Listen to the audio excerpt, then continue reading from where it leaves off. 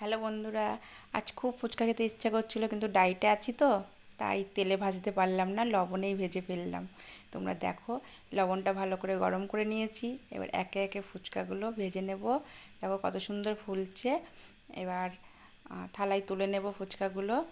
তারপরে আমি টক ঝোল করার জন্য দেখো একটা পেস্ট তৈরি করব পুদিনা পাতা, লঙ্কা আর তেঁতুল দিয়ে।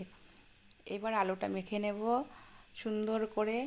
কাঁচা লঙ্কা কুচি, পেঁয়াজ কুচি, গোলমরিচের গুঁড়ো, লবণ আর একটুখানি শুকনো লঙ্কা গুঁড়ি।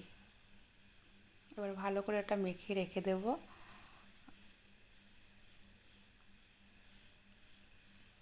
এবার একটা পাত্রে লবণ নেব, পরিমাণ মতন জল।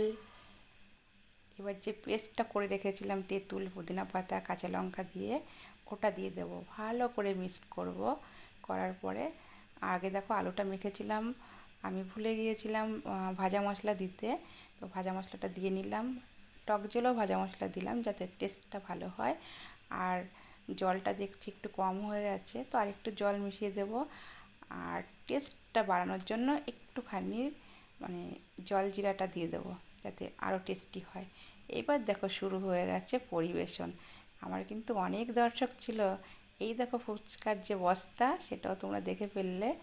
তো তোমাদের দেখো তোমরা একবার একটু ট্রাই খাচ্ছো তো? করো, খাবে, তারপরে আমাকে কমেন্ট করে জানাবে যে কেমন লাগলো। Bye, tata.